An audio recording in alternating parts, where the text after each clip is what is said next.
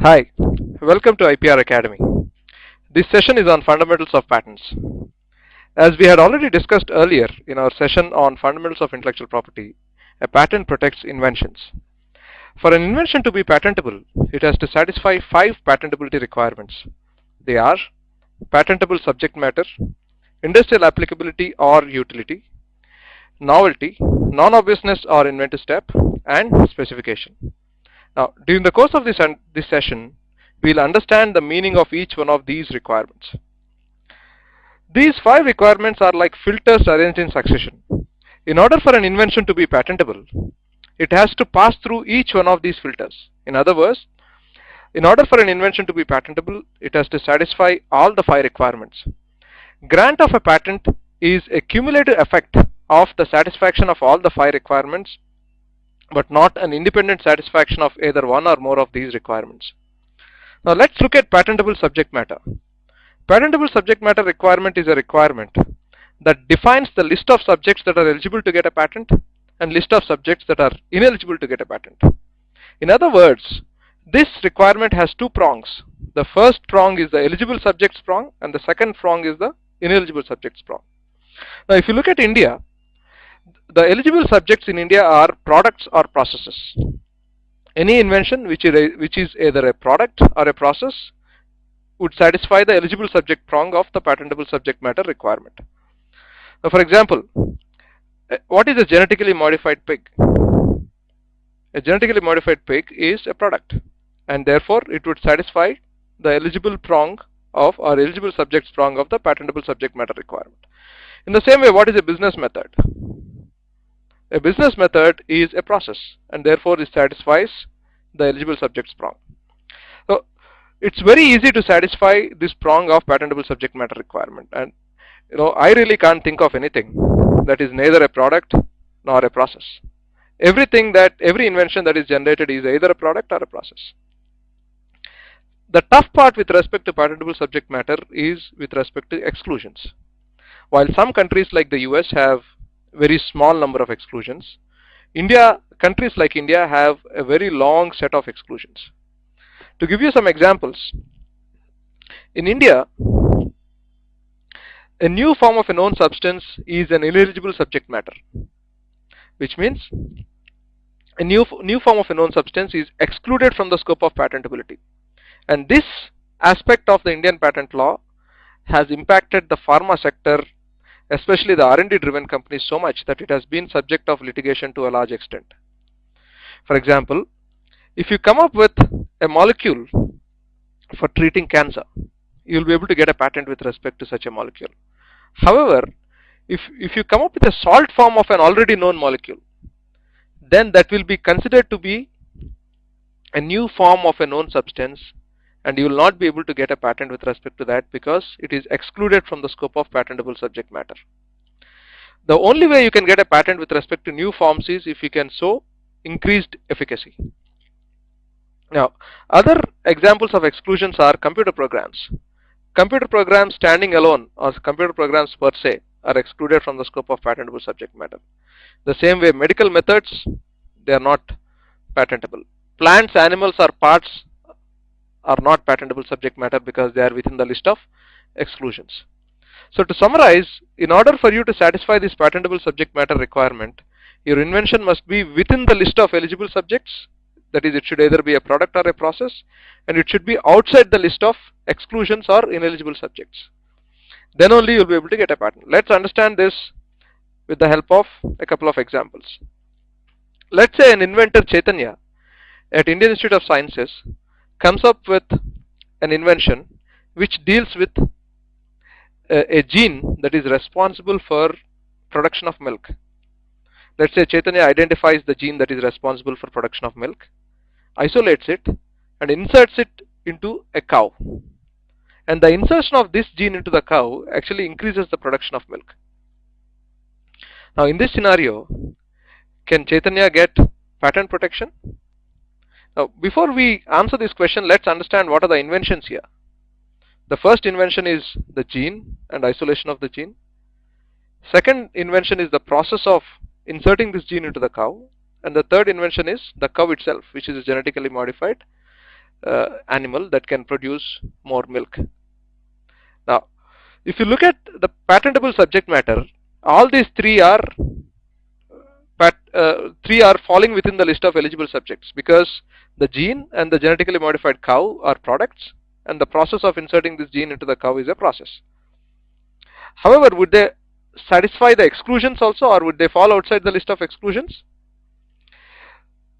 Gene and the process of isolating the gene and also the process of inserting the gene would not fall within the list of exclusions, which means would satisfy the subject matter requirement. But the genetically modified cow would fall within the list of exclusions because it is an animal, and as we had shown earlier, or as I discussed earlier, animals are excluded from the scope of patentable subject matter, and therefore such a genetically modified cow would not be patentable subject matter.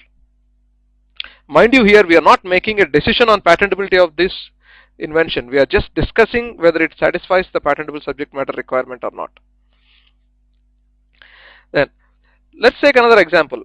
Let's say an inventor in Kerala, which is generally known for its innovative and inventive massage techniques, comes up with a method of massaging. So this Mr. Banana Nair comes up with a method of massaging which involves 3 steps.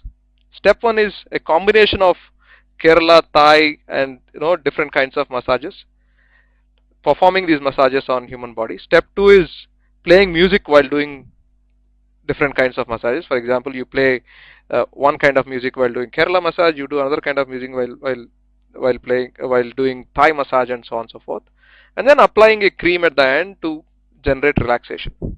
Is this patentable subject matter? Yes, of course it would be patentable subject matter because it is a process, falls within the eligible list of subjects, and it is not excluded from patentability among the list of exclusions.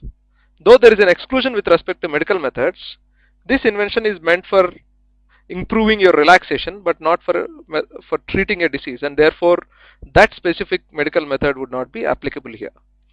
For more explanation about patenting massages, I'd suggest you to go and read Synapse blog, which is www.synapseblog.com, which gives a detailed account on how massage techniques can be patented. Then going on to the second requirement, which is industrial applicability. This requirement checks if an invention is industrially applicable or not. It has 3 basic tests to come to the conclusion.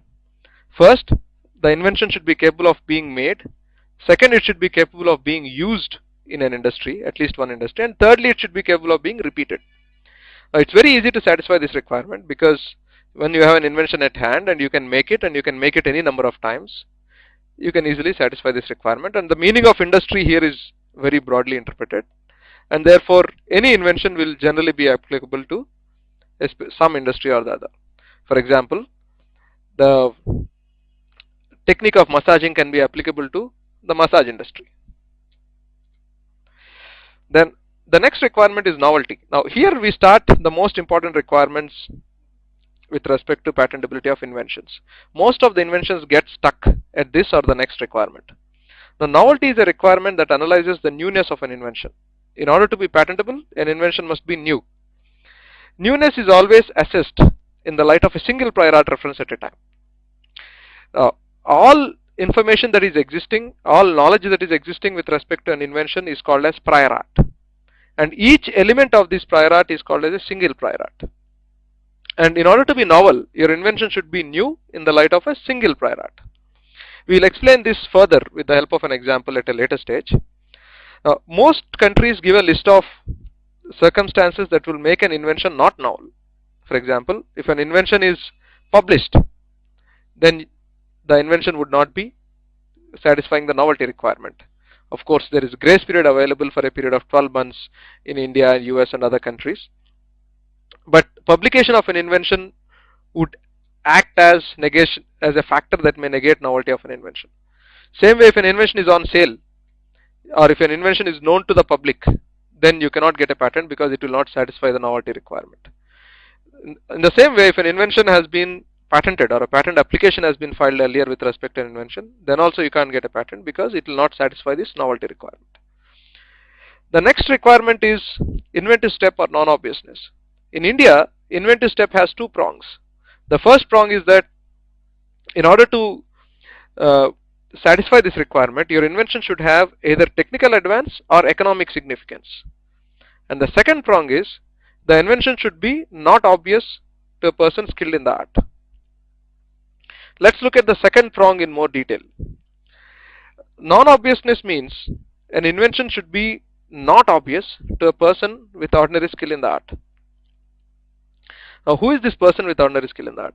This is a ghostly person who is created just for the purposes of doing this analysis. Such a person does not really exist in the real world. Okay, you create a person depending on the invention at hand and then see from his point of view whether the invention would be obvious or not based on all the prior art that is existing until that point of time. Let us try and understand this with the help of an example. Let's say, for example, this example is I borrowed this example from my esteemed colleague Mr. Nishant. So I'd like to attribute this to him at this point of time. Now let's say, for example, an inventor comes up with a chair which has wheels. Okay. Now the prior art, what is already existing are, firstly, we have chairs which are already existing, and secondly, we have tables which have wheels that are existing. Now, would this invention satisfy the inventive step and novelty requirements? Now let's understand novelty first. Now, as I already mentioned earlier, novelty is always assessed in the light of single prior art reference. So let us take one prior art reference at a time. The first prior art reference is a chair. And what is the invention we have at hand? It's a chair with wheels. So the chair with wheels has one element more than a chair, which is the wheels. And therefore it is different from the prior art. So it is novel.